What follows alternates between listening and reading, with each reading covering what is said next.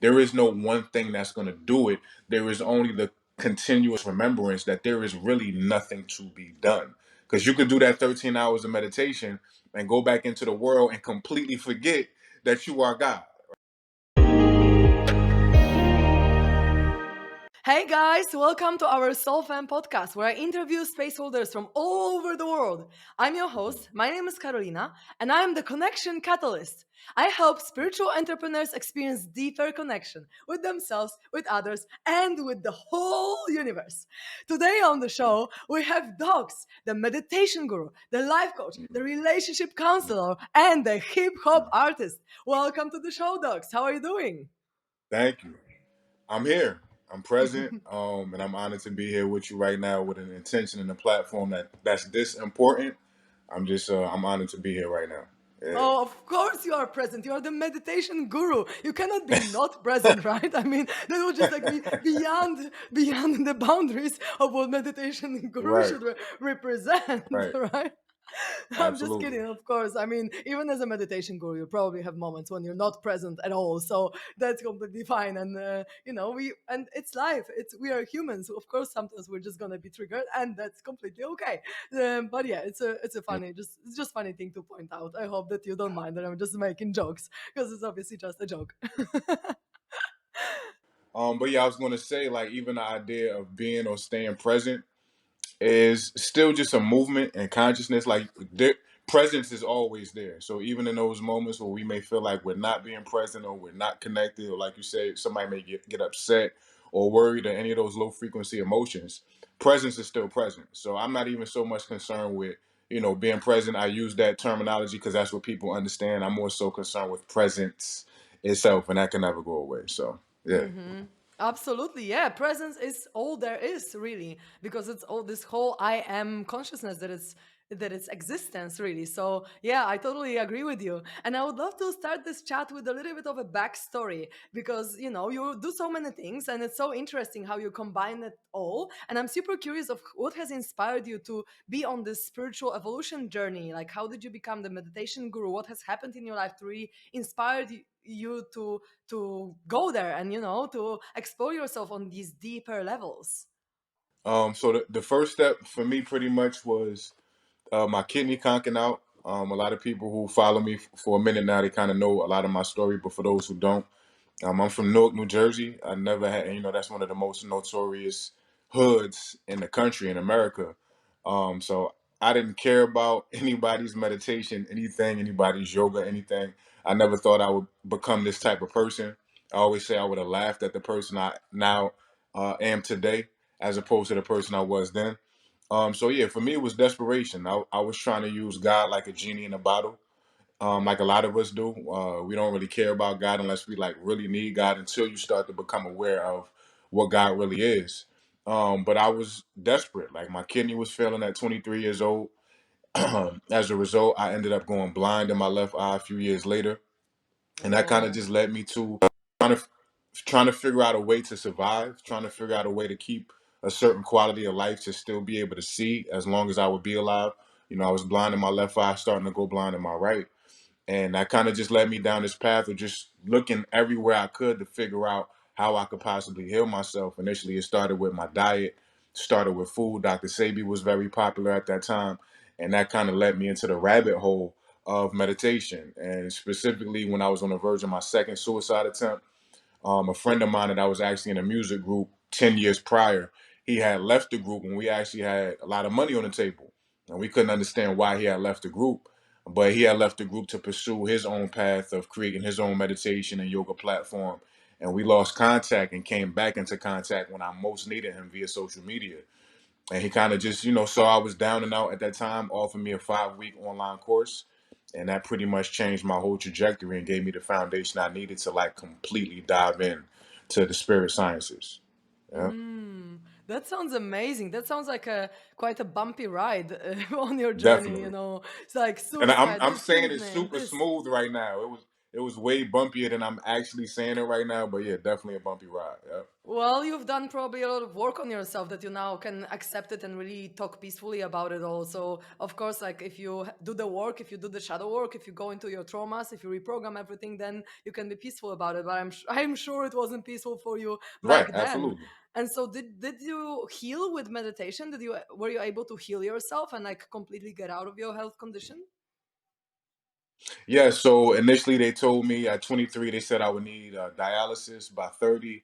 They said I would need a transplant by 35. When I went blind completely in my left eye, they said I pretty much couldn't avoid the same thing happening in my right, and all of that got reversed. I don't even go to the doctor anymore. Like I was in the renal center 3 times a week. Had to get multiple surgeries on my eye. I haven't, seen a doctor in probably like 5, 6 years. And at the end of my hospital doctor journey, they was pretty much telling me that there was nothing else that they needed to do for me at that point.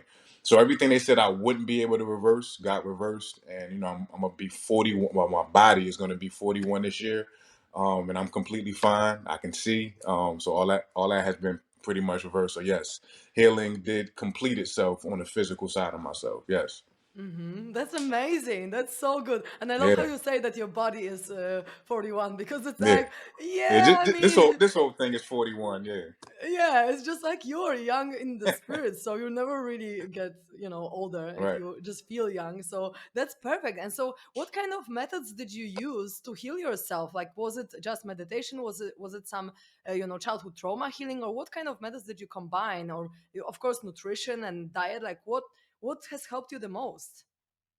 I was doing everything I could possibly get my hands on, like because I was super desperate. So, and it's interesting because it became the mashup of now how I teach. I'm still pretty much in an urban community. A lot of the people that I work with are not familiar with meditation or any of the spirit sciences at all. So I kind of take like a physical trainer's approach. If you work with a physical trainer, they're gonna always throw different types of exercises at you to be able to continuously stimulate different parts of your body. You do the same thing over and over, you kind of get bored with it. So, being that I did so many things at that time, I kind of use that same approach. So, I'm talking about reflexology, Tai Chi, Qigong, of course, mindfulness, transcendental meditation. What is it? Kundalini yoga. Uh, all these different things that I was just kind of, reaching for straws at the time, and there will be pockets where a certain sect of the healing traditions will be super important to me. Like there was a period of time where for like a good 6 to 8 months, I was doing mantras for hours a day. Then there was a period of time where I was doing mindfulness for hours a day. Then there was a period of time I was doing nature therapy for hours a day. So I kind of was able to go around a gamut of the spirit sciences and really make a connection to each of the ones that I administer now. But at that time, I was just desperate. So I'm reading every book. I'm looking into everything on Google as far as spirit sciences was concerned. But now it's kind of a template that I can use and give to other people. So I was into everything. I don't think any one thing had more effect than the other. They were all stepping stones leading me to a place where now I'm not very technique based anymore. I use techniques to, because people kind of need those stepping stones. But now at this point, I just sit in awareness. So sometimes I am compelled to go into my bag of, kind of spiritual gymnastics, if you will. But at this point, my main technique, if you even want to call it that, is me just staying in the remembrance of my total self beyond 41-year-old body, docs, persona, all that other stuff. Yeah. Mm-hmm. And do you feel like all these methods that you've used has have helped you to get this to this place where you can just be fully aware and you can just sit with this presence of the wholeness of yourself? This is what has led you to this. Yeah, yeah, absolutely. Because even when I was like really into those techniques and as powerful as they were and still are when I'm compelled to go towards them, but they kind of like the world of spiritual gymnastics.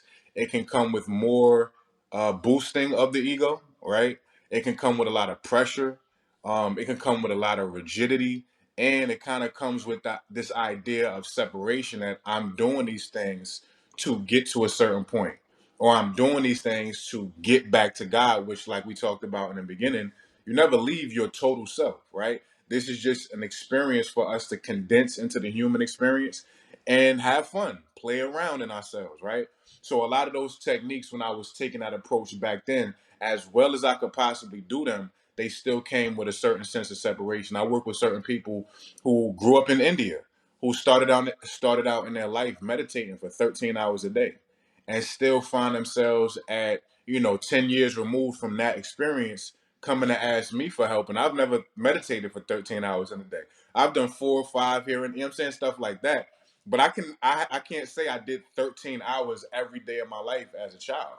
So for me Hmm. to not have that experience, but still be in a place where I can still assist some of those people who have completed those levels of spiritual gymnastics, but still have gotten to the point where it's like it still didn't do it for me. There is no one thing that's going to do it. There is only the continuous remembrance that there is really nothing to be done. Because you could do that 13 hours of meditation and go back into the world and completely forget that you are God, right? So yeah, everything was helpful stepping stones. But at this point, I do understand the pitfalls of spiritual gymnastics that a lot of people kind of overlook. Yeah. So can you talk a little bit about the pitfalls, actually, like, pointing them out so that people understand it a little deeper? Absolutely. So there's something I give to a lot of my clients called codifying, and codifying is probably a word that's familiar to a lot of people that are spiritually adept as far as the Yoga Sutras, right? Patanjali codified yoga, the system of yoga. The rishis gave it to him, and he put it in a way that we still study today. And there are a lot of those different codes, but there's certain codes of the human experience that even when you're in the yoga session, even when you're in the meditation. Like right now, where do you live? Where are you at in the world? Where's your body, rather, in the world? My body is on the island Samothraki in Greece at the moment. Okay, so there's a code as you walk around your day. Even right now, there's a certain semblance of the code as we have this conversation that you are in Greece. On my end of the spectrum, there's a code that I am in New Jersey, right? And with that code comes this perpetuation of Jersey, Greece, as opposed to just the oneness, just consciousness itself. So you start to create these boundaries, these borders, and before you know it, there's this subconscious code that you live in, the quote unquote internal matrix, that I'm over here, this little person in this great big world, and you are all the way over there, as opposed to us just dwelling in consciousness.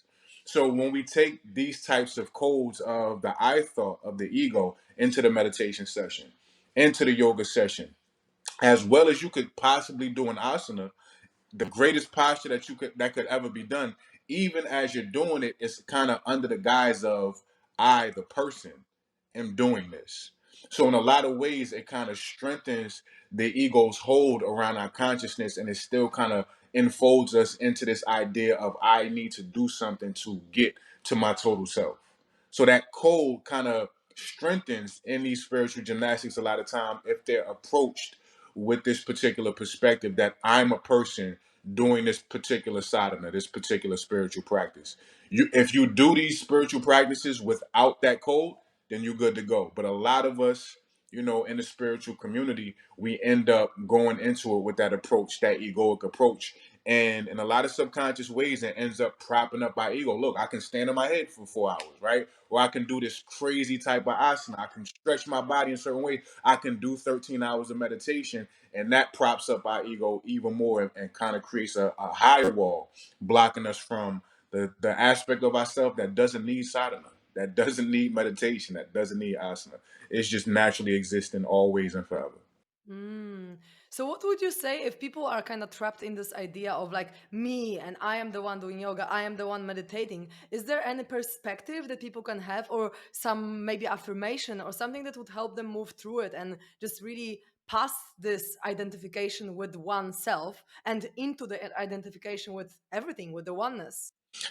So self-inquiry, kind of known as Atma Vichara, uh, self-analysis, Jnani, Jnani, which is kind of a sect or arm of yoga, but it's not really a technique. It's just a practice of noticing yourself from the perspective of the witness. So I would say, even as you're doing the postures, even as you're in meditation, do your best to whatever type of traditional asana or meditation you're doing, do your best to still observe the technique itself. Do your best to observe the quote unquote idea of the doer of the technique while it's actually happening. And that will kind of bring back, that will, yoga is a Sanskrit word that means to yoke. to unify, to integrate. So if you do it from that approach, if you can have that awareness, and initially that's difficult. Initially, that takes some training of your attention. I always reference Rupert Spira, who is excellent at kind of breaking down awareness itself. And he always talks about the etymology of the word attention. Attention coming from the root phrase to stretch towards, right? So as you're doing these things, a lot of times the attention is stretching towards the code of Dox is doing this great meditation, or Dox is leading 100 people in this great. If you can allow your attention to stretch towards the witness that sees all these different layers, all these different codes from the source perspective, then the sadhana, the practice, can be done while maintaining the realization that there is no doer of this meditation. There is no doer of this asana. All there is the experience and the witnessing of the experience. There is actually no doer involved. When there's no doer, there's no docs, there's no I, there's no person. All that stuff starts to disintegrate. And there's no way to prop up or even strengthen the ego how we normally do when we approach sadhana. Perfect. Mm-hmm. Thank you so much for sharing that. I really, really like what you're saying, because it's so true that really it's about experiencing the oneness, and everything that we Mm-hmm. do, that the actions we take are just guiding us to experiencing the divine within and without, actually everywhere. So I really love Right. what you're saying. And one of the techniques that actually came to my mind to share as well that could help with this approach is the my number one mentor's spiritual mentor is Teal Swan, and she has this video about the octopus technique, where you just kind of like see yourself, and you are in the body, but then you kind of like see yourself from the distance from the body, and then even more distance, and then you kind of like see yourself from like further and further perspective, and you kind of like Mm-hmm. getting to the source, to the octopus's head, or whatever, Exactly. whatever you want to call it, because we are the end of the octopus right now. Like we are Right. this very on end of the, I don't know what it's called Right. in English, Like but the tentacles and all of that. the Yeah. Yeah. tentacles, yeah, exactly, the very tip on it of the tentacle we are. Yeah. And then if we can go like further, we can experience everything, we can experience oneness, we can experience God. But I feel like for some people it's like, if they meditate so much and they don't even know that there is this perspective on why they are doing this, that the intention, because if your intention is going to be to experience oneness, to experience all there is, at some point it's probably going to be there. But so many people, I feel, don't even know that that's what they should intend. In a way, it's like, okay, I'm going to meditate to be more effective at my work, or I'm going to meditate to whatever, right? Or I'm going to do yoga because my knee is needs some work, and they don't even like realize that there is something beyond it, that you can actually get with these practices to some higher awareness of yourself and higher consciousness. But I guess that's why we're having this conversation, to inspire people to actually Exactly. do have this intention, and to actually realize that Exactly. it's not the doing that is important, it's the intention, it's the presence that is within us. And actually everyone has this presence, so just about just shutting shutting off everything that is not this presence, and just getting to the core of us that is this present anyway. And I feel like it's also really important to mention that, like, it's actually like our inherent nature, it's us. It's not like we can be separate from it, because I feel like so many people have these beliefs, like, of fear of God or separation from God because of the religion, because how we were programmed, like, okay, you need to be now afraid of God because he's gonna judge you, and it's like this man with the beard and whatever, and it's like, yeah, all these bullshit. And I feel like we are just so, I feel like, at least I was a few years ago, very disconnected. I was like afraid of the idea of the divine, like afraid what it even means, of the vastness of it, of the power of it, of everything that it is, right? But it's us, like, and I just really want to. People to feel, because I had an experience once on psychedelics where I really felt like I'm God, like I really felt like a part Right. of part of God. And I felt like no matter what I do, I'm still God. Like literally I can have any choice and any decision and any action. It doesn't matter because I'm still God. And Right. so it's still God experiencing itself through me. So I can just Right. do whatever and I can be so free. And it was a very, very freeing experience. But honestly, like, I rarely have this kind of high awareness, high state of consciousness where I literally feel like I am God. And I wanted to ask you, because I'm Mhm. really curious, like, how often do you experience this all-encompassing presence. Like, do you now, as Mm. you were practicing meditation for so long, do you feel like it's easy to access for you this state of mind, or do you feel like it depends on the day and all the triggers that have happened in your day, or on the maybe surroundings that you're in, or like how often do you actually experience this presence of pure being? So that's the thing, and it's interesting that you just said that. I'm glad you said that. It actually brings me to two things before I answer your question. Robert Adams, another great yogi of his time, even though he wouldn't consider himself that, and I understand why. Not as well known as the Ram Dasses and things of this nature, but he kind of studied with all those guys as well. You can hear me, right? Yes. Okay. But yeah, Robert Adams always talks about uh, not doing these things to improve personhood, because it's like so much energy. Like, let's say when we fall asleep, when we go into the dream, if you were cognizant that you're dreaming, right, you would take a completely different approach to that experience. You wouldn't be as you know not stuck up. Stuck up is probably the wrong word, but you won't be so serious about everything. State, even if everything was going wrong in that particular dream, you're about to get crushed by a tsunami or whatever it was. If you understood it was a dream, there may still be some trepidation and things of that nature when the tsunami is about to crash on you. But all right, when the dream is over, I wake up and it's a different experience.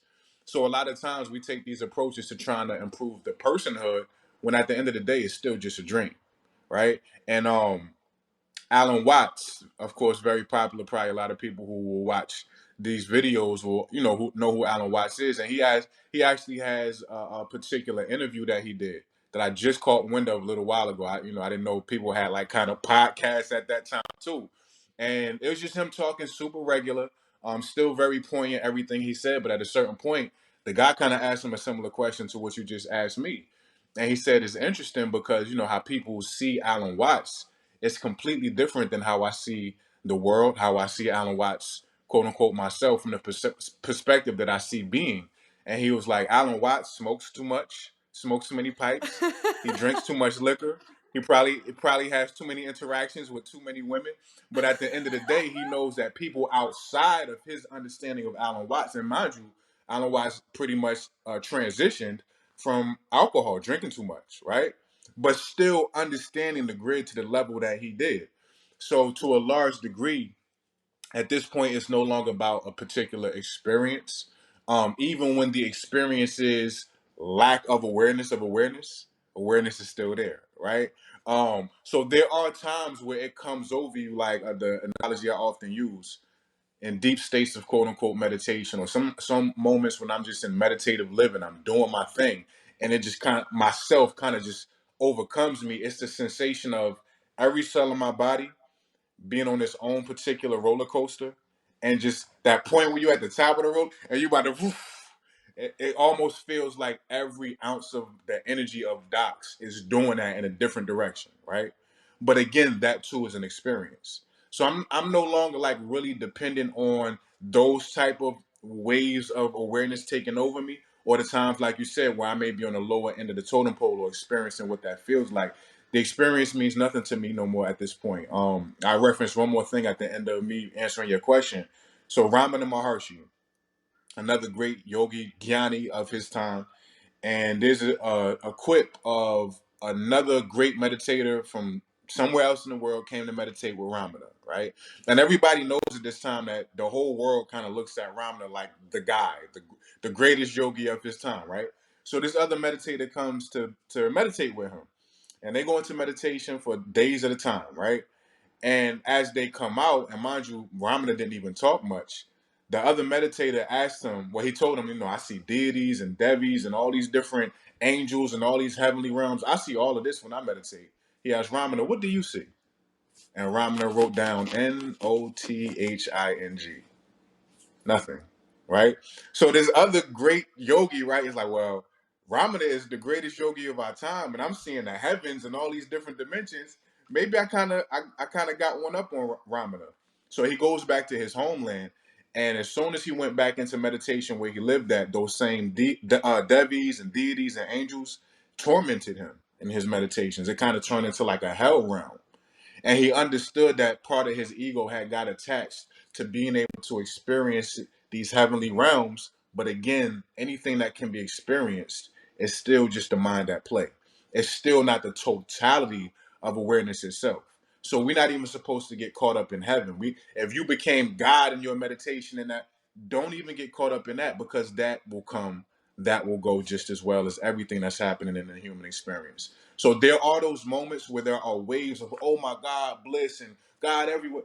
That comes, but I'm not attached to that either. That's not the end all be all either. So I'm not really, too adept to connecting awareness to experience at this point. Mm-hmm, mm-hmm. I really love what you're sharing, and I have a few things that came to my mind based on that as well. Like, one is this idea of when you said, like, even when you're not aware, there's still awareness. And sometimes I feel like, yeah, even if I'm in my freaking ego and I'm massively triggered and I'm just angry and I'm punching the pillows because I need emotional release, this is still my soul choosing the experience of a specific trauma that made me feel triggered, that made me now to be angry, and that maybe it's still God expressing itself through me in this way. So even if I'm like, oh, I'm not in my higher self and love and light right now, I'm in my anger and I'm doing this thing, or I don't know, I answered to someone not in the highest way and I was mean or whatever, right? There could be so many examples of us just being human. It's still God being a human and being imperfect, because this is what we are supposed to be. We're supposed to be humans. We're supposed to be imperfect. If we were supposed to be perfect, we would just be one with God all the time, and that's all. So even though we can do something that is like not divine, quote unquote, or not higher self speaking, or quote unquote, it's still our higher self choice to experience this stuff. So it's still our higher self expressing itself through us and through our mind sometimes and through our ego, because it's still a part of us. So it's nothing really wrong about it, and we just need to accept it all. And as you said, it's like awareness in the lack of awareness. So it's actually great that we are experiencing, because otherwise it probably would be boring. I mean, we wouldn't be humans if we didn't want to go through ups and downs. We would just be in freaking angelic realm or on some other planet where it's just love and light. And but we're not. We are here. So we are warriors of light, because sometimes it requires some some power in here from us to really be the light. But I really vibe with what you're saying. But another thing that I wanted to mention on that is not to also get caught up in like being in the divine and like being the presence but not being a human, in terms of like we are still here to be human, like we are still here to experience, to taste,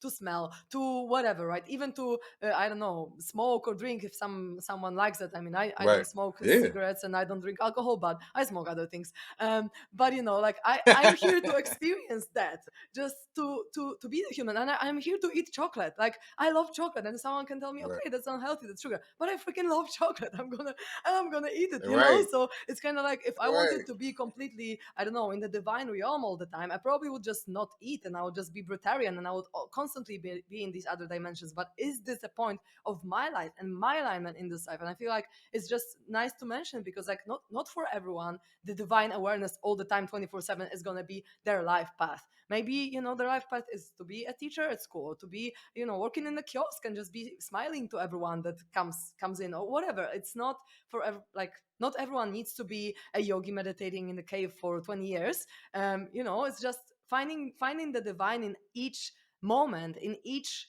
of our whatever we do, just finding this presence and knowing that everything is perfectly as it is, and we can be humans and we can make mistakes and we can eat chocolate and we can do whatever and be divine at the same time, which is great. Absolutely. Absolutely. That actually, and that said, that reminds me of when I thought I was on the path to moving to India. Um, I was coming out of my 2 year period of hiatus, immense solitude.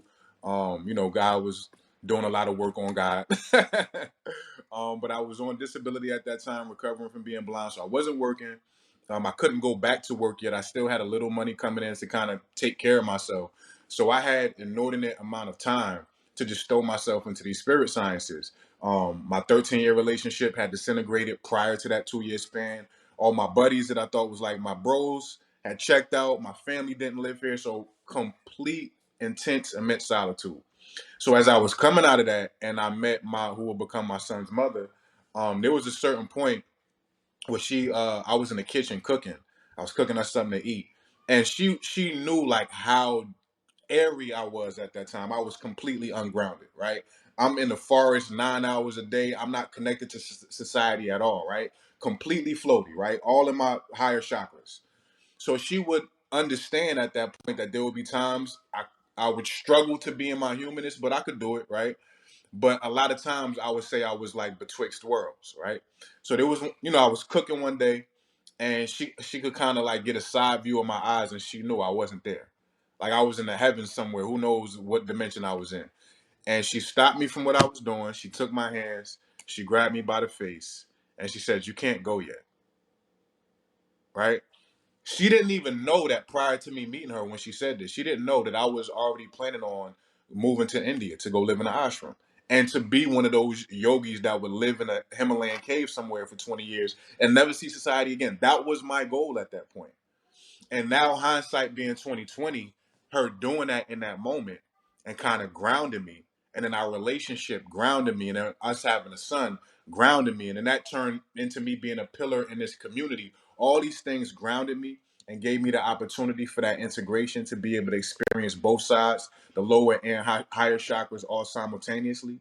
I understand now, hindsight being 2020. Had I did that, I would have probably been looked at as, a great yogi of my time and spiritually ascended and self-realized and all these different things, but I would have actually set my journey back, my soul's journey back.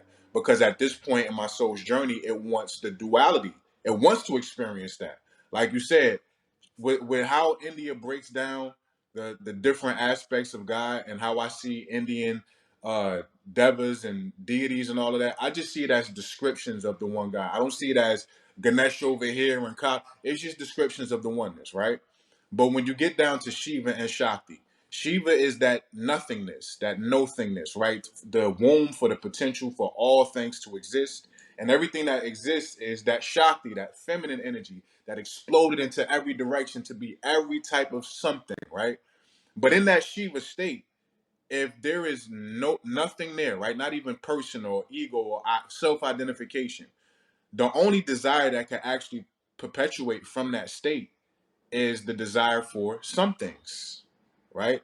To experience itself, to be able to look in the mirror of itself. And everything in existence is a little inch of that mirror of God looking at itself. So, of course, God wants to experience every single possible potential reality that could ever exist, not just in our universe, but in the universes next to us and all the parallel dimensions and all the things that your mind could possibly fathom. Every one of those things is another inch in that mirror of God looking at itself. So sometimes God is going to express through somebody drinking. Sometimes God is going to express through society at large, enslaving other people. Sometimes it's going to express as the flower people. It's going to express all these different ways, but it needs to be allowed to. So yeah. Yeah, and I love what you shared, and it just reminds me of one experience when I was doing also some psychedelics with my friend, my best friend, and he was channeling the divine energy, and it turned like it completely shifted my perspective because the energy was saying like everything is love, even the worst things that we do, even the murder, even the all the things are love. They're coming from love, they're coming from us just wanting to experience our soul's evolution. And without these experiences we wouldn't be able to get some of the feelings, get some of the experiences. Like we couldn't have compassion without someone doing something bad for us, right? Like it's just not possible to experience what we are if we don't have this polarity, this other force, this other oppositional power that shows us, okay, how can I be compassionate now if someone does something that I really dislike? Like it's even more powerful to be compassionate, and it's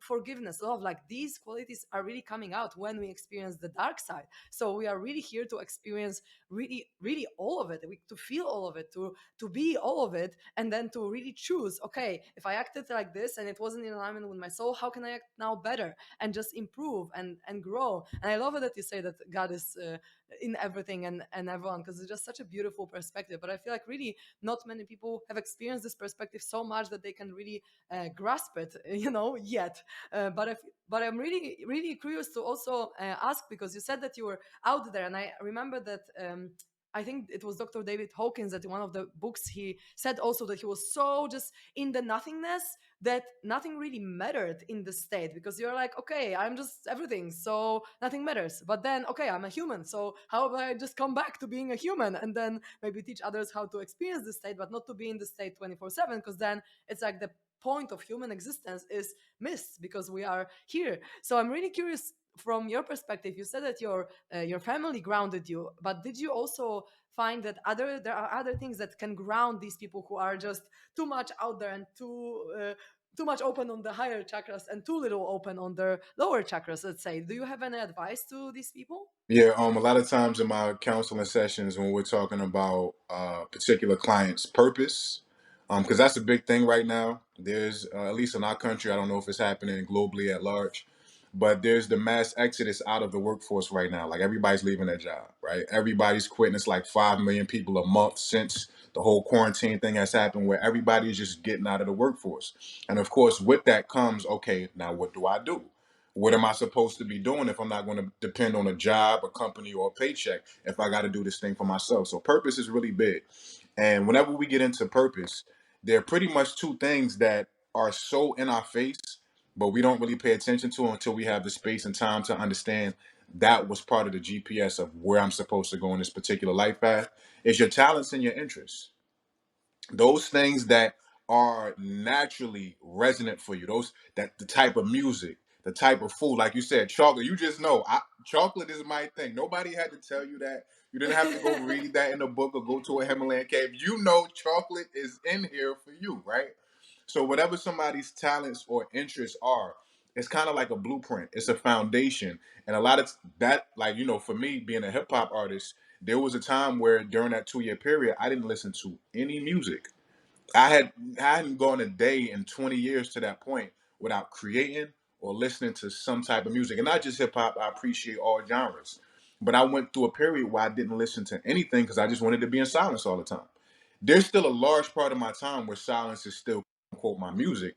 But there are times like, nah, I want to throw on this old album. And it could be stuff that I don't even resonate with anymore, like old trap music that I used to like back in the day. When they talking a bunch of violent stuff, my spirit is like, hey, I want to hear that Jeezy from 10 years ago. Like, I don't know why it comes up, but your talents and your interests are your anchors a lot of times. And if you look at that 0 point, like that Shiva state, consciousness, awareness, God, whatever your name for it is, right?